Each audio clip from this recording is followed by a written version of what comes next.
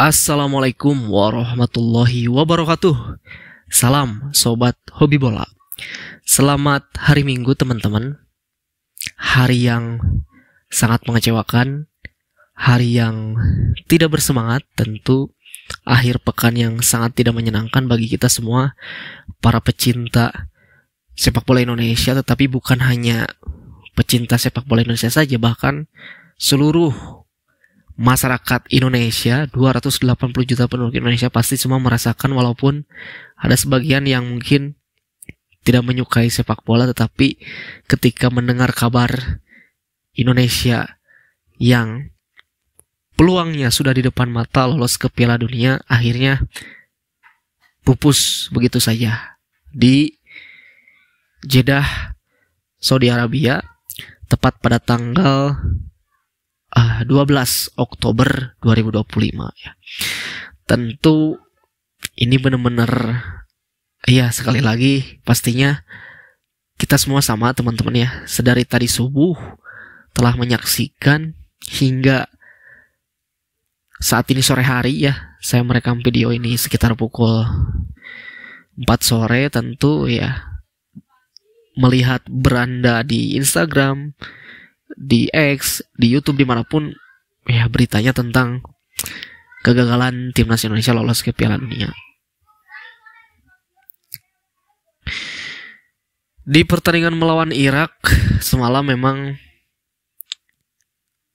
ya, bisa dibilang secara susunan pemain starting lineup bisa dibilang lebih bagus lah daripada sebelumnya, dan secara permainan pun lebih oke daripada pertandingan sebelumnya menghadapi Arab Saudi. Tetapi lagi-lagi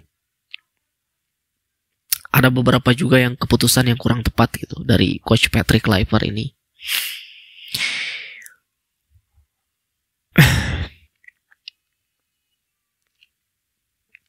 Kenapa tidak menurunkan oleh Romeni dari sejak awal gitu?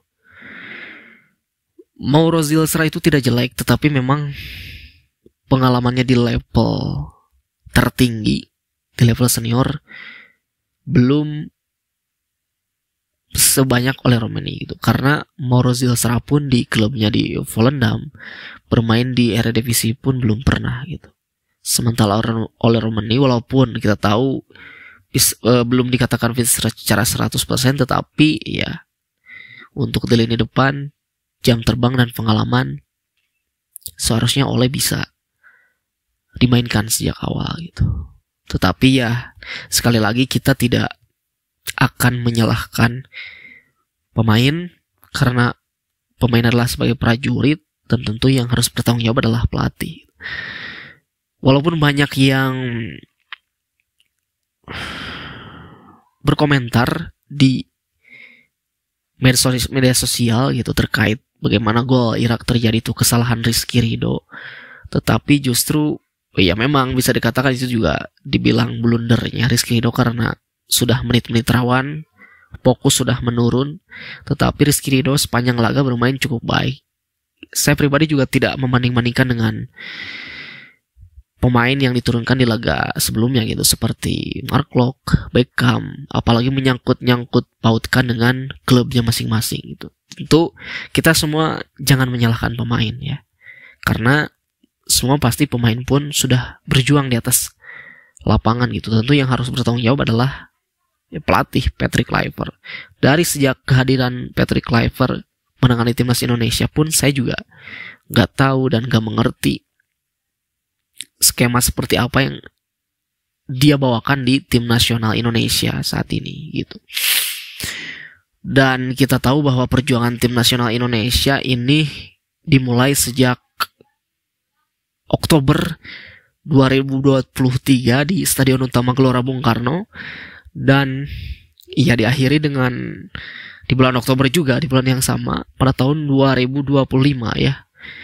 3 tahun perjuangan tim nasional Indonesia dan kurang lebih sekitar 730-an hari ya perjuangan timnas Indonesia akhirnya resmi telah usai gitu. Tentu yang paling harus bertanggung jawab adalah pelatih pastinya ya, Patrick Kluivert beserta jajarannya semua, karena menurut saya pribadi nggak tahu, tim kepelatihan ini sangat-sangat aneh sekali ya. Mulai dari sejak kemarin di pertandingan melawan Arab Saudi, lalu juga ada gosip-gosip atau berita terkait dinamika ruang ganti dan lain sebagainya. Lalu juga ada asistennya Patrick Kluivert yang melatih timnas U23 itu Gerald Panenberg, dan juga si Frank van Kempen ketika Indonesia menghadapi Arab Saudi di laga perdana round 4-2. Asisten tersebut malah berada di Qatar sedang menyaksikan pertandingan Oman melawan Qatar. Padahal kan kita juga belum tentu lolos ke round 5. Kenapa tidak fokus dulu ke pertandingan kita di round 4 gitu. Malah mereka menyaksikan dua asisten pelatih itu berada di Qatar menyaksikan kekuatan di tim grup B katanya. Padahal lolos round 5 pun belum tentu. Itu buang-buang anggaran sebetulnya, buang-buang uang ya. Tentu memberangkatkan dua pelatih tersebut ke Qatar ya pastinya dengan akomodasi yang tidak sedikit gitu. Pun demikian, yang harus paling bertanggung jawab adalah Federasi, Ketua Umum PSSI tentunya Erick Thohir beserta stafnya termasuk Esko, yang mereka memutuskan untuk mengganti pelatih di tengah-tengah perjuangan. Kalaupun pada akhirnya harus berakhir dengan kegagalan ya, saya pribadi tentu semua teman-teman juga sepakat ya, lebih setuju dan lebih rela kita berjuang dengan pelatih sebelumnya walaupun gagal pada akhirnya gitu. Ya buat apa? Karena kan tujuan ganti pelatih saat itu ingin permainan lebih baik, ingin peluang lolos lebih tinggi, ya tentunya ingin membawa Indonesia lolos ke Piala Dunia.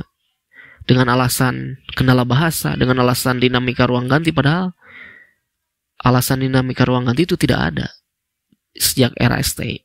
Bahkan yang terjadi malah saat ini di round 4 gitu. Itu ya. Itu benar-benar yang harus paling bertanggung jawab. Dan saya ucapkan terima kasih kepada seluruh pemain yang sudah berjuang, tentu juga yang terlibat di timnas Indonesia sejak round pertama menghadapi Brunei. Kurang lebih sekitar 50 pemain, sangat luar biasa. Ya, terutama tim kepelatihan sebelumnya yang benar-benar sangat berjasa ya, membangun dari awal. Saya apresiasi, termasuk para pemain inti sekarang, Bang J, Tom Haye, Calvin Verong, benar-benar mereka sangat berjuang ya. Terlihat ketika pertandingan selesai mereka pun ya kecewa gitu. Ya kita sebagai supporter pasti kecewa, apalagi mereka sebagai pemain itu. Benar-benar, apalagi Bang Jay ya sebagai kapten tim yang benar-benar pastinya dia juga capek gitu berjuang untuk tim ini, pasti sangat lelah sekali, tanggung jawab dia tuh berat gitu sebagai kapten itu. Tapi ya benar-benar sekali lagi saya apresiasi. Tentu juga saya apresiasi kepada seluruh fans Timnas Indonesia, seluruh supporter Timnas Indonesia yang selalu hadir mendampingi Timnas dimanapun Timnas bermain ya. Sejak round pertama maupun di game, baik main di home di GBK maupun main tandang gitu. Entah itu ke Brunei, lalu di round 2 ke Irak, Vietnam, Filipina, di round 3 ke Arab, Cina, Bahrain, Australia, Jepang. Tentu di round 4 dan teman-teman yang berangkat ke Saudi kemarin, yang benar-benar sangat luar biasa teman-teman, pastinya supporter yang selalu hadir menemani timnas. Mereka juga pasti mengeluarkan biaya tidak sedikit dan tentu meluangkan waktunya untuk mensupport terus timnas Indonesia, itu sangat luar biasa. Semoga teman-teman supporter yang berangkat ke sana kembali lagi ke Indonesia dengan perjalanan lancar dan juga selamat. Begitupun para pemain, sekali lagi terima kasih telah berjuang. Dan ya tentu mudah-mudahan di Piala Asia nanti bisa melaju sejauh mungkin ya. Kalau pelatihnya masih ini sih saya tidak ada harapan ya di Piala Asia juga. Tapi mudah-mudahan tim kepelatihan ini segera out gitu sebelum nanti kontraknya habis. Jangan nunggu kontrak habis, mending sadar diri dari sekarang ya. Pencapaian pun benar-benar ya sangat ya tidak ada apa prestasinya gitu.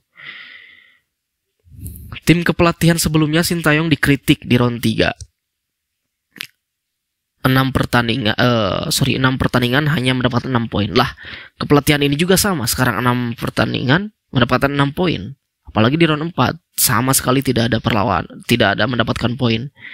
Kalau misalkan ujung-ujungnya sama, yaitu saya pribadi lebih rela mending gagal dengan pelatih yang sebelumnya gitu.